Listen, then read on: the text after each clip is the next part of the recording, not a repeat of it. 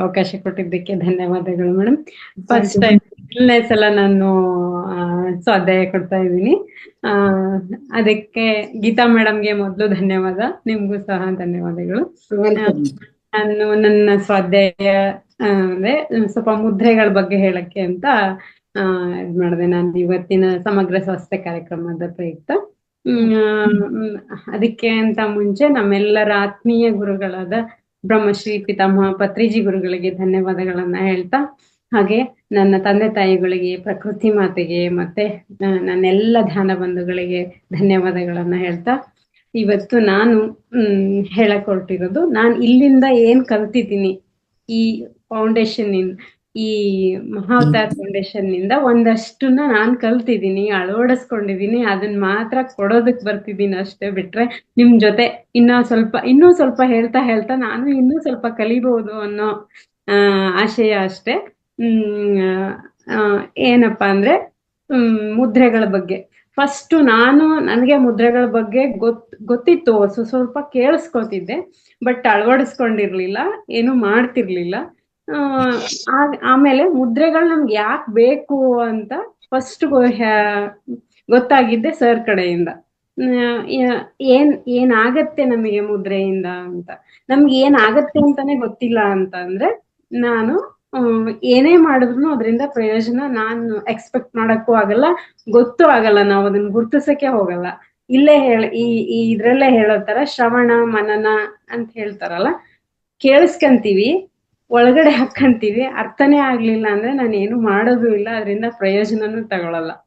ಹಂಗಾಗಿ ಫಸ್ಟ್ ನನಗೆ ಮುದ್ರೆಗಳ ಬಗ್ಗೆ ಗೊತ್ತಾಗಿದ್ದು, ನನ್ನ ಎನರ್ಜಿ ಎಲ್ಲೆಲ್ಲಿ ವೇಸ್ಟ್ ಆಗುತ್ತೆ ಅನ್ನೋದು ಫಸ್ಟ್ ಗೊತ್ತಾದಾಗ, ಮುದ್ರೆಯಿಂದ ಯಾವ ರೀತಿ ನಮ್ಗೆ ನನ್ನ ಕೈಯಿಂದ ಬೆರಳಿಂದ ಹೊರಗೆ ಹೋಗೋ ಎನರ್ಜಿನ ನಾನು ಹೆಂಗೆ ಇಟ್ಕೋಬಹುದು, ನಾನು ಹೆಂಗೆ ಅದನ್ನ ಉಪಯೋಗಿಸ್ಕೋಬಹುದು ಅಂತ ಗೊತ್ತಾದ್ಮೇಲೆ ನಾನು ಒಂದಷ್ಟು ಮಾಡಿ ಅದ್ರ ಪ್ರಯೋಜನ ತಗೊಂಡಿರೋದನ್ನ ಹೇಳಕ್ ಇಷ್ಟಪಡ್ತೀನಿ. ಅದ್ರ ಜೊತೆಗೆ ಫಸ್ಟ್ ನಾನೇನೋ ಮುದ್ರೆ ಮಾಡ್ಬೇಕು ಅಂತ ಅಂದಾಗ್ಲೂ ನಾ ಫಸ್ಟ್ ಮಾಡ್ಬೇಕಾಗಿರೋದು ಜೀವನ ಶೈಲಿ. ನಮಗ್ ಬೇಕಾಗಿರೋದು ಎದ್ದಾಗಿಂದ ಬೆಳಗ್ಗೆ ಈಗ ಆಲ್ರೆಡಿ ಸುತೇಶ ಭಟ್ ಮೇಡಮ್ ಹೇಳಿದ್ರು, ಎದ್ದ ತಕ್ಷಣ ನಮ್ದೊಂದು ಕೃತಜ್ಞತೆಯ ಜೊತೆಗೆ ಜೀವನ ಸ್ಟಾರ್ಟ್ ಆಗ್ಬೇಕು ಅಂತ ಹೇಳಿ. ಅದು ಮೇನ್ ಬೇಕಾಗಿರೋದು ಕೃತಜ್ಞತೆ ಜೊತೆಗೆ. ಕೃತಜ್ಞತೆ ಜೊತೆಗೆ ನಾನು ಎದ್ದೆ ಅಂತ ಅಂದ್ಮೇಲೆ ಒಂದಷ್ಟು ನಮ್ದು ಡೈಲಿ ಧ್ಯಾನ ಶುರುವಾಗುತ್ತೆ. ನಾನು ಮಾಡ್ಕೊಳ್ಳೋದು ಧ್ಯಾನ ಶುರುವಾಗಕ್ ಮುಂಚೆ ನನ್ನ ಮನಸ್ಸನ್ನ ರೆಡಿ ಮಾಡ್ಕೋಬೇಕು. ಆ ಮನಸ್ಸನ್ನ ರೆಡಿ ಮಾಡ್ಕೋಬೇಕು ಅಂತಂದ್ರೆ ಚಿನ್ಮುದ್ರೆ ತುಂಬಾ ಸಹಾಯ ಮಾಡುತ್ತೆ. ಆಮೇಲೆ ಚಿನ್ಮುದ್ರೆ ಹೆಸರೇ ಹೇಳೋ ಹಾಗೆ ಜ್ಞಾನ ಮುದ್ರೆ. ಇದು ಹೆಂಗೆ ನಮ್ಮ ಜ್ಞಾನದ ಮೇಲೆ ಇದು ಪ್ರಭಾವ ಬೀರುತ್ತೆ. ಮೊದಲನೇದಾಗಿ ಚಿನ್ಮುದ್ರೆ ಬಗ್ಗೆ ಸಹಜವಾಗಿ ಎಲ್ಲರಿಗೂ ಗೊತ್ತಿರುತ್ತೆ. ನಮ್ಮ ತೋರ್ಬೆರಳು ಮತ್ತೆ ಹೆಬ್ಬೆರಳನ್ನ ಜೋಡಿಸಿಟ್ಕೊಂಡು ಅಂಗೈಯನ್ನ ಮೇಲ್ಮುಖ ಮಾಡಿ ನಮ್ಮ ಪಾದ ತೊಡೆ ಮೇಲೆ ಇಟ್ಕೊಂಡು ಕುತ್ಕೋಬೇಕು. ಮೊದ್ಲು ಕುತ್ಕೊಂಡು ಧ್ಯಾನ ಮಾಡೋದ್ರಿಂದ ಒಂದಷ್ಟು ಇದು ಏನ್ ಮಾಡುತ್ತೆ ಅಂತ ಅಂದ್ರೆ ನಮ್ಮ ಮಾನಸಿಕ ಸ್ಥಿತಿಯನ್ನ ಹೆಚ್ಚು ಮಾಡುತ್ತೆ. ಮತ್ತೆ ಈ ಹಸ್ತ ಸಾಮುದ್ರಿಕ ಶಾಸ್ತ್ರದಲ್ಲಿ ಉಲ್ಲೇಖ ಆಗಿರೋ ಹಾಗೆ ಜೀವನ ರೇಖೆಯ ದೋಷವನ್ನ ನಿವಾರಿಸೋದಲ್ಲದೆ ಬುಧನ ರೇಖೆಯನ್ನು ಸಹ ಬಲಪಡಿಸುತ್ತೆ. ಇದು ಅಲ್ಲದೆ ಇನ್ನೂ ರೂಪುಗೊಂಡೇ ಇಲ್ಲದೆ ಇರೋ ಶುಕ್ರನ ಬಿಂದುವನ್ನು ಸಹ ಬಲಪಡಿಸುತ್ತೆ. ಮತ್ತೆ ನಮ್ಮ ಮೆದುಳಿನ ಶಕ್ತಿ ಚೈತನ್ಯ ಹೆಚ್ಚಿಸೋದ್ರ ಜೊತೆಗೆ ನಮ್ಮಲ್ಲಿ ಉಂಟಾಗುವ ಮಾನಸಿಕ ವೇದನೆಯನ್ನ ನಿಯಂತ್ರಿಸುತ್ತೆ.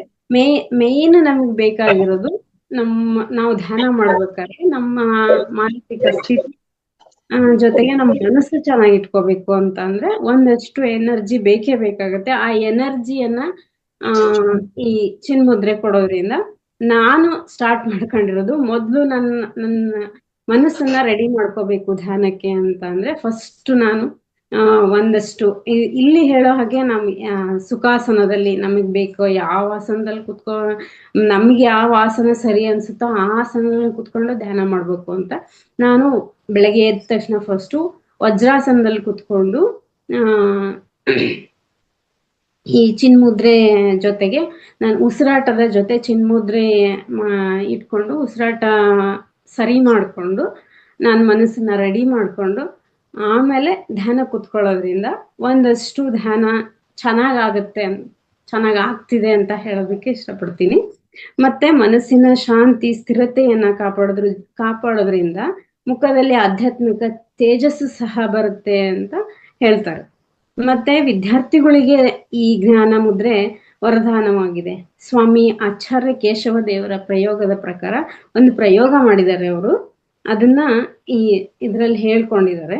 ಅವರು ಮಕ್ಕಳನ್ನ ಕೂರಿಸಿ ಹೆಂಗೋ ಸುಮ್ನೆ ನೀವ್ ಹೆಂಗಾರು ಕುತ್ಕೊಳ್ರಿ ಅಂತ ಬಿಟ್ಬಿಟ್ಟು ಒಂದಷ್ಟು ಜನಕ್ಕೆ ಮೊದ್ಲು ಜ್ಞಾನ ಕೊಟ್ಬಿಟ್ಟು ಆಮೇಲೆ ಇನ್ನೊಂದಿಷ್ಟು ಜನಕ್ಕೆ ಚಿನ್ಮುದ್ರೆಯಲ್ಲಿ ಕೂರಿಸಿ ದಾನ ಮಾಡ್ತಿದಾಗ ಇಬ್ರಲ್ಲೂ ಚೇಂಜಸ್ ಕಾಣಿಸುತ್ತೆ. ಹಂಗೆ ಮಾಡ್ಸಿದವ್ರಿಗೆ ಅಷ್ಟೊಂದು ಜ್ಞಾನ ಹೋಗಿರಲ್ಲ, ಚಿನ್ಮುದ್ರೆಯ ಜೊತೆ ಕೂರ್ಸಿದಾಗ ಚೆನ್ನಾಗಿ ಜ್ಞಾನ ಹೋಗಿರುತ್ತೆ. ಹಂಗಾಗಿ ಸಣ್ಣ ಮಕ್ಕಳಿಗೆ ಇದು ತುಂಬಾ ಉಪಯುಕ್ತವಾದ ಮುದ್ರೆಯಾಗಿದೆ. ಇದನ್ನ ನಾನು ಸಹ ವಾರಕ್ಕೆ ಒಂದು ಸಲ ಮಕ್ಕಳಿಗೆ ಈ ಮುದ್ರೆಯ ಜೊತೆಗೆ ಧ್ಯಾನನು ಸಹ ಮಾಡಿಸ್ತಾ ಇದ್ದೀನಿ ಅಂತ ಹೇಳೋದಕ್ಕೆ ಇಷ್ಟಪಡ್ತೀನಿ ಫ್ರೆಂಡ್ಸ್. ಆಮೇಲೆ ಇನ್ನೊಂದು ಮುದ್ರೆ ಅಪಾನ ಮುದ್ರೆ. ಇದನ್ನ ಡೈಲಿ ಬೆಳಗ್ಗೆ ಇದೆರಡು ಮುದ್ರೆನೂ ನಾನು ಮಾಡ್ತೀನಿ. ಇವೆರಡು ಮುದ್ರೆ ಮಾತ್ರ ಮಾಡ್ತಿರ್ತೀನಿ. ಈ ಮುದ್ರೆ ಮಾಡೋ ವಿಧಾನ ಆಕಾಶ ತತ್ವ ಮತ್ತೆ ಆಕಾಶ ತತ್ವವನ್ನ ಪ್ರತಿಪಾದಿಸುವಂತಹ ಮಧ್ಯ ಬೆರಳು ಕಾಣಿಸ್ತಾ ಇದೆ ಅಲ್ವಾ ಮೇಡಮ್? ಕಾಣಿಸ್ತಾ ಇದೆ. ಆಕಾಶ ತತ್ವವನ್ನ ಪ್ರತಿಪಾದಿಸುವ ಮಧ್ಯ ಬೆರಳು ಮತ್ತೆ ಉಂಗುರ ಬೆರಳಿನ ತುದಿಯನ್ನ ಅಗ್ನಿ ತತ್ವದ ಹೆಬ್ಬೆರಳ ತುದಿಗೆ ಸ್ಪರ್ಶಿಸಿ ಉಳಿದ ತೋರ್ಬೆರಳು ಮತ್ತೆ ಕಿರುಬೆರಳನ್ನ ನೇರವಾಗಿಟ್ಕೊಂಡು ತೊಡೆಯ ಮೇಲೆ ಇಟ್ಕೊಂಡು ಕುತ್ಕೊಂಡು ಈ ಮುದ್ರೆಯನ್ನ ಮಾಡ್ಬೇಕು. ಇದು ನಮ್ಮ ಅಗ್ನಿ ಮತ್ತು ಆಕಾಶ ಮತ್ತು ಭೂಮಿ ತತ್ವವನ್ನ ಸಮತೋಲನಕ್ಕೆ ತಂದಾಗ ಎಲ್ಲ ರೀತಿಯ ಹೊಟ್ಟೆಯ ಅಂಗಾಂಗಗಳು ಕಾರ್ಯಪ್ರವೃತ್ತವಾಗುತ್ತವೆ.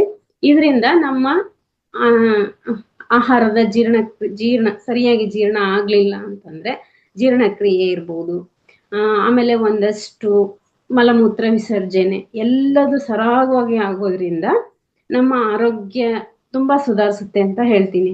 ಸ್ವಲ್ಪ ನನ್ನ ವೈಯಕ್ತಿಕವಾಗಿ ಹೇಳ್ಬೇಕು ಅಂದ್ರೆ ನನಗ್ ಸರ್ ಹೇಳಕ್ಕಿಂತ ಮುಂಚೆ ಕಾನ್ಸ್ಟಿಪೆನ್ಸಿ ಅನ್ನೋದಕ್ಕಿಂತ ಮಲ ವಿಸರ್ಜನೆ ಅದು ಕ್ಲೀನ್ ಆಗಿ ಆಗ್ಬೇಕು. ಅದು ಹೆಂಗ್ ಆಗ್ಬೇಕು ಅಂತ ಹೇಳ್ತಿದ್ರು ಸರ್. ಅಂದ್ರೆ ನಮ್ಗೆ ಯಾವುದೇ ಒತ್ತಡ ಇಲ್ಲದೆ ಮಲ ವಿಸರ್ಜನೆ ಆಗ್ಬೇಕು. ನಾವು ಮಲ ವಿಸರ್ಜನೆಯ ನಂತರ ನಮ್ಗೆ ಒಂದ್ ರೀತಿಯ ಸ್ಯಾಟಿಸ್ಫ್ಯಾಕ್ಷನ್ ಇರ್ಬೇಕು, ತೃಪ್ತಿ ಇರ್ಬೇಕು. ಆತರ ನನ್ಗೆಲ್ಲೋ ಒಂದ್ ಕಡೆ ಅನ್ಸೋದು ಒಂದ್ ಸ್ವಲ್ಪ ಇವಾಗ ಬ್ಯಾಕ್ ಪೈನ್ ಬರ್ತಿತ್ತು. ಅಂದ್ರೆ ಬ್ಯಾಕ್ ಪೈನ್ ಅಂದ್ರೆ ಸೊಂಟದ ಮಧ್ಯಭಾಗ ಸೈಡ್ ಭಾಗದಲ್ಲಿ ನೋವು ಬರೋದು. ಅವಾಗ ನನ್ ಸರ್ ಹತ್ರ ಒಂದ್ಸಲ ಕೇಳಿದಾಗ ಒಂದು ಹೀಟ್ ಆಗಿರುತ್ತೆ ಬಾಡಿ, ಇನ್ನೊಂದು ಸರಿಯಾಗಿ ಮಲಬದ್ಧತೆ ಇದು ಮಲ ವಿಸರ್ಜನೆ ಸರಿಯಾಗಿ ಆಗ್ಲಿಲ್ಲ ಅಂತಂದಾಗ ಈ ತರ ಎಲ್ಲ ಪ್ರಾಬ್ಲಮ್ ಬರುತ್ತೆ. ಇದನ್ನ ಮಾಡ್ಬೇಕು ಅಂತ ಹೇಳಿ ನಾನು ಇದನ್ನ ಪ್ರಾಕ್ಟೀಸ್ ಮಾಡ್ತಾ ಬಂದೆ. ಅವಾಗ ಸ್ವಲ್ಪ ಅಂದ್ರೆ ಸುಮ್ನೆ ನಾನು ಏನೋ ಮಾಡ್ತೀನಿ 1-2 ನಿಮಿಷ ಮಾಡ್ತೀನಿ ಅಂದ್ರೆ ಇದು ಪ್ರಯೋಜನಕ್ಕೆ ಬರಲ್ಲ. ಕನಿಷ್ಠ 10ರಿಂದ ಮಿನಿಮಮ್ 15 ನಿಮಿಷ ಈ ಮುದ್ರೆ ಮಾಡೋದ್ರಿಂದ ಒಂದು ಮಲಬದ್ಧತೆಗೆ ಬರೀ ಇದು ಒಂದೇ ಸಾಕಾಗಲ್ಲ. ಇದ್ರ ಜೊತೆ ನನಗೆ ಇನ್ನೂ ಒಂದಷ್ಟು ಆಕ್ಯುಪ್ರೆಷರ್ ಹೇಳಿದ್ರು. ಆಕ್ಯುಪ್ರೆಷರ್ ಜೊತೆಗೆ ಇನ್ನೊಂದು ಮಲಾಸನ ಅಂತ ಒಂದು ತೋರ್ಸಿದ್ರು. ಇದು 3 ಮಾಡ್ಕೊಳ್ಳೋದ್ರಿಂದ ಒಂದ್ ರೀತಿ ಮನಸ್ಸು ಚೆನ್ನಾಗಿರುತ್ತೆ. ಎಲ್ಲದು ಕ್ಲೀನ್ ಆಗೋದ್ರಿಂದ ನಮ್ಮ ಮನಸ್ಸಿನಲ್ಲಿ ಯಾವುದೇ ಉದ್ವೇಗ ಇರೋದಿಲ್ಲ. ಅವಾಗ ಸಹಜವಾಗಿ ನಮ್ಮ ದಿನಚರಿ ಚೆನ್ನಾಗಿರುತ್ತೆ ಅಂತ ಹೇಳೋದಕ್ಕೆ ಇಷ್ಟಪಡ್ತೀನಿ ಮೇಡಮ್. ಜೊತೆಗೆ ಈ ಮುದ್ರೆ ಏನ್ ಮಾಡುತ್ತೆ ಅಂದ್ರೆ ಈ ಮುದ್ರೆ ನಮ್ಮ ದೇಹವನ್ನ ನಿರ್ಮಲ ಮಾಡೋದ್ರಿಂದ ನಿರ್ಮಲೀಕರಣ ಮಾಡೋದಕ್ಕೆ ಸಹಾಯ ಮಾಡುತ್ತೆ. ಈ ಮುದ್ರೆ ಮೂತ್ರ ಸಮಸ್ಯೆ ಇದ್ದಲ್ಲಿ ಈ ಮೂತ್ರೆಯ ಜೊತೆ ಹಲವು ನಿಮಿಷ ಈ ಮೂತ್ರೆ ಮಾಡೋದ್ರಿಂದ ಮೂತ್ರ ಸಮಸ್ಯೆ ಸಹ ಇದು ನಿವಾರಿಸುತ್ತೆ ಅಂತ ಹೇಳೋದಕ್ಕೆ ಇಷ್ಟಪಡ್ತೀನಿ. ಇದಿಷ್ಟು ಇವತ್ತು ನನಗೆ ಇದೆರಡು ಮುದ್ರೆಗಳ ಬಗ್ಗೆ ಹೇಳೋದಕ್ಕೆ ಅವಕಾಶ ಕೊಟ್ಟಿದ್ದಕ್ಕೆ ಧನ್ಯವಾದಗಳು.